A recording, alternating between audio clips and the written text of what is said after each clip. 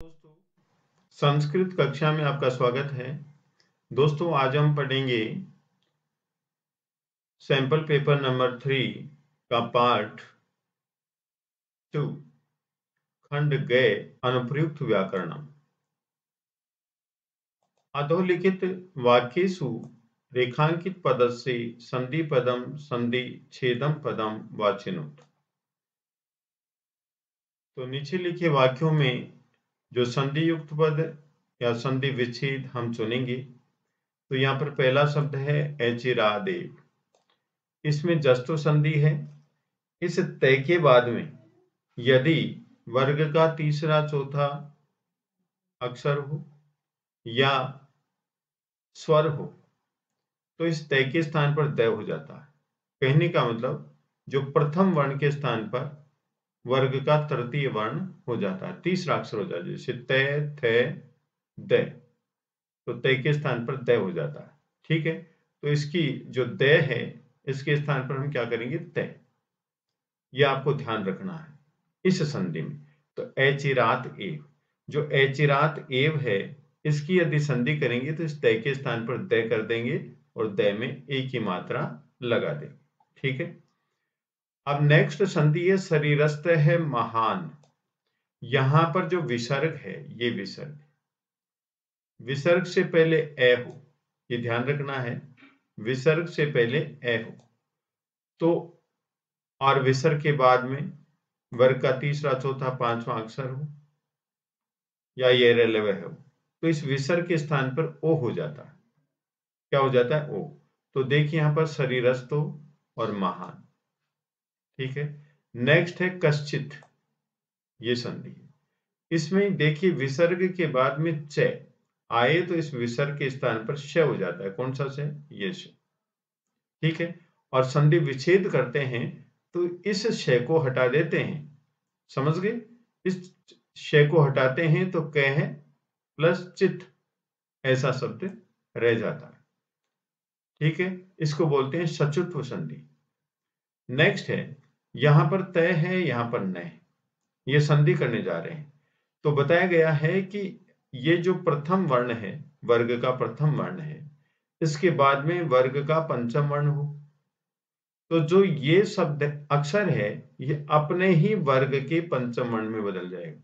तय का पंचम वर्ण कौन सा होता है, तय थे द ध और न होता है, तो ये न में बदल जाएगा। तो संधि क्या हो जाएगी, असमान नगरात।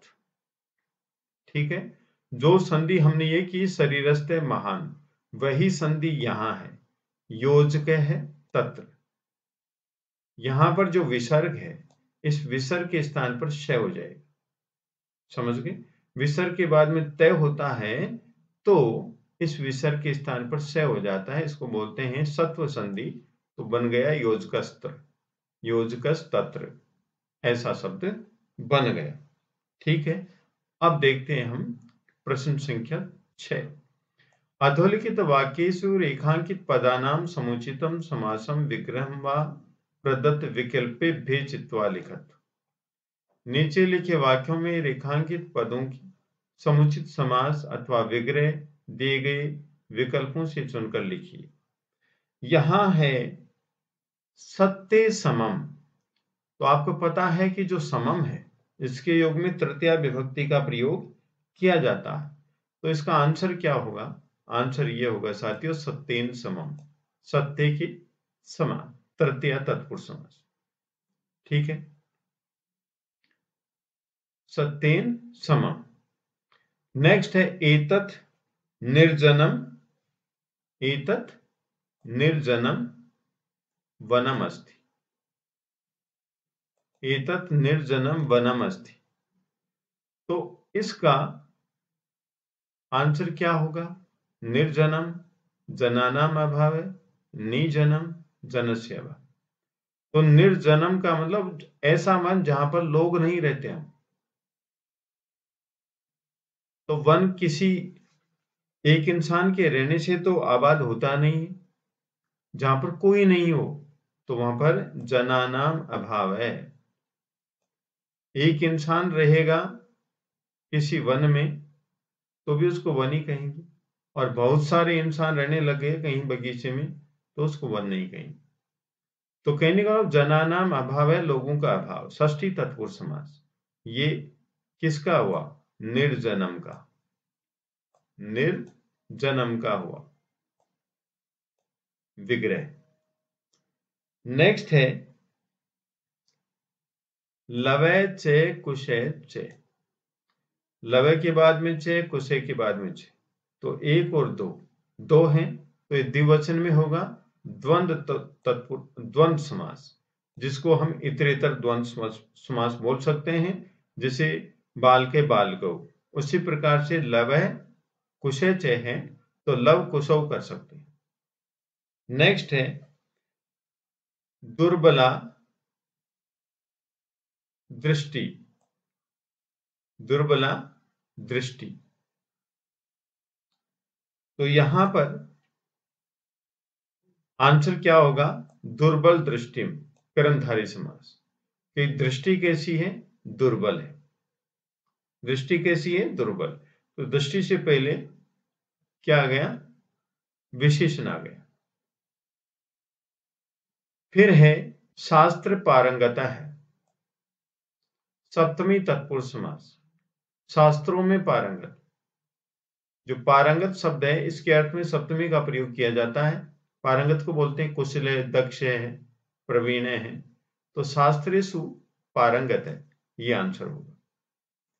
नेक्स्ट है अधोलिखित वाक्येषु रेखांकित पदानाम प्रकृति प्रत्ययो संयोज्य विभज्य व समुचितम उत्तर प्रदत्त विकल्पेभ्य चित्वा लिखत। नीचे लिखे वाक्यों में रेखांकित पदों की प्रकृति प्रत्यय जोड़ करके अथवा अलग करके समुचित उत्तर दिए गए विकल्पों से चुनकर लिखिए। जैसे नीतिमान, तो यहां पर नीति प्लस मतुप प्रत्यय होगा। मतुप का मतलब होता है, इसका शेष होगा, मतुप का शेष होगा मान, तो नीति प्लस मतुप। नेक्स्ट है शब्द भौगोलिकी, भौगोलिकी, इसमें ठक प्रत्यय है और स्त्रीलिंग है। भौगोलिकी में ठक प्रत्यय है और स्त्रीलिंग है, तो यहां पर भूगोल प्लस ठक प्रत्यय हो जाए। भूगोल प्लस ठक प्रत्यय स्त्रीलिंग, भौगोलिकी स्थिति। नेक्स्ट है सज्जनता, इसमें तल प्रत्यय है, सज्जन प्लस तल प्रत्यय। भाववाचक संज्ञा बनाने के लिए तल प्रत्यय का प्रयोग किया जाता है, तो यहां पर उत्तर होगा सज्जन, सज्जन प्लस तल का आंसर होगा सज्जन प्लस तल। नेक्स्ट है उपकारिणी, उपकारिण, उपकारिण प्लस गीप, यह आंसर होगा। यहां पर उपकारिण प्लस गीप, ये पुल्लिंग से स्त्रीलिंग बनाने के लिए गीप प्रत्यय का प्रयोग किया जाता है। नेक्स्ट है कठोर त्वम, यहां पर तव प्रत्यय है। कौन सा प्रत्यय है? तव प्रत्यय है, कठोर प्लस तव प्रत्यय हो गया कठोरत्वम। प्रश्न संख्या 8, वाच्यानुसारम उचित पदई रिक्त स्थानानि पूरित्वा अधोलिखितम संवादम पुनः लिखत। वाच्य के अनुसार उचित पदों से रिक्त स्थान पूर्ण करके नीचे लिखे संवाद को पुनः लिखिए। अब देखिए मालिका बोल रही है, क्या प्रतिष्ठे किम त्वम संस्कृतस्य विज्ञान प्रदर्शनी द्रष्टुम, क्या तुम संस्कृत की विज्ञान प्रदर्शनी देखने के लिए। त्वम, यहां पर कर्ता क्या है? त्वम, तो क्रिया क्या होगी? गच्छसि। आंसर क्या होगा? गच्छसि। तो त्वम संस्कृतस्य विज्ञान प्रदर्शनी द्रष्टुम गच्छसि, तुम संस्कृत की विज्ञान प्रदर्शनी देखने के लिए जाती हो। प्रतिष्ठा बोल रही, न मलिकी, नहीं मलिकी।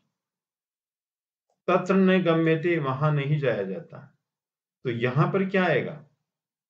यहां पर आंसर दे रही है, यहां पर गम्यते आ गया आत्मनेपद में, आत्मनेपद में गम्यते आ गया, तो यहां पर जो आंसर प्रतिष्ठा दे रही है तो ये उत्तम पुरुष है, तो आंसर किसमें देगी? मया।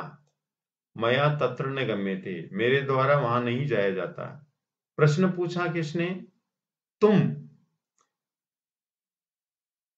मालिका प्रतिष्ठा को पूछ रही, क्या पूछ रही? क्या तुम संस्कृत विज्ञान प्रदर्शनी देखने के लिए जाती हो? तो प्रतिष्ठा क्या उत्तर देगी? प्रतिष्ठा न मलिके, नहीं मल्लिका। अहम ने गच्छामि, मैं नहीं जाती हूँ। कर्तृवाची में तो ये जवाब देगी, लेकिन यहां पर गम्यते जो लिखा हुआ है तो उस अहम को हम मया में चेंज करेंगे, तृतीया विभक्ति में। नेक्स्ट है मल्लिका अधुना त्वया गृहे किम। मल्लिका, अब तुम्हारे द्वारा घर पर क्या करोती? त्वया यहां पर आया है, तृतीया विभक्ति एकवचन। तुम्हारे द्वारा घर पर क्या किया जाता है? तो क्रियन्ते ये भी नहीं होगा, क्योंकि किम है तो यहां पर होगा क्रियते। तुम्हारे घर पर क्या किया जाता, तुम्हारे द्वारा घर पर क्या किया। प्रतिष्ठा स्वयं परीक्षा भविष्यति। प्रतिष्ठा, कल मेरी परीक्षा होगी, अतः मया अधुना, इसलिए मेरे द्वारा अब पठ्यन्ते पढ़ी जाती हैं क्या? पुस्तकानि। ये आंसर। अब नेक्स्ट प्रश्न है कालबोधक शब्दई अधोलिखित दिनचर्या पूर्यतः है।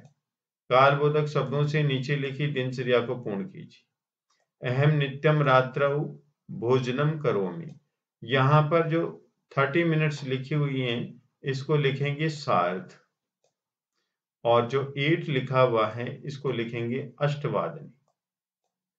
वाक्य में वादने लिखेंगे, और वाक्य के बिना यदि समय आता है तो वादनम लिखेंगे। तो सार्ध अष्टवादन है, सार्ध अष्टवादने लिखेंगे। अहम नित्यम रात्रौ सार्ध अष्टवादने भोजनम करो। अब 45 मिनट्स को क्या बोलते हैं? पादोन बोलते हैं। और 8 को क्या बोल देंगे? 8:45 हो रहा है तो नववादने करेंगे, पादोन नववादने। तो तदंतरम पादोन नववादने भ्रमणाय गच्छामि। फिर है 9:30, तो 30 मिनट्स को सार्ध बोलते हैं और 9 को नववादने, तो सार्ध नववादने। ठीक है, तदा सार्ध नववादने मनोरंजनाय दूरदर्शनम पश्यामि। दूरदर्शनम दृष्ट्वा पठनम करोमि, दूरदर्शन देख करके पढ़ने का काम करता हूं। तो यहां पर 10 लिख रखा है तो आप लिखेंगे 10 वादने। ठीक है, अब यहां पर 11:15 है तो 15 मिनट्स को हम लिखेंगे सपाद, और 11 को लिखेंगे एकादश वादने। और आप सपाद और एकादश में यदि संधि करते हैं तो इस प्रकार से लिखेंगे सपाद एकादश वादने।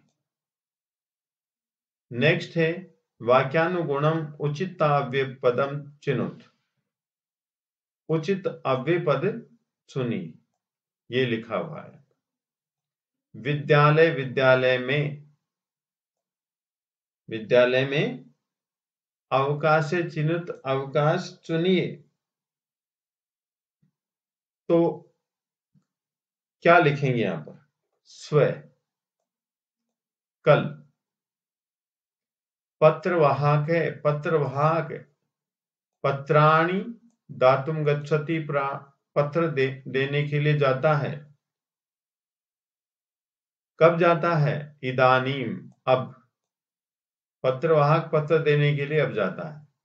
नेक्स्ट है यदि मेघ गर्जति, यदि बादल गरजता है। मयूरा नृत्यंती, मोर नाचते हैं। कब? तरही, तो। यदि बादल गरजते हैं तो मोर नाचते हैं।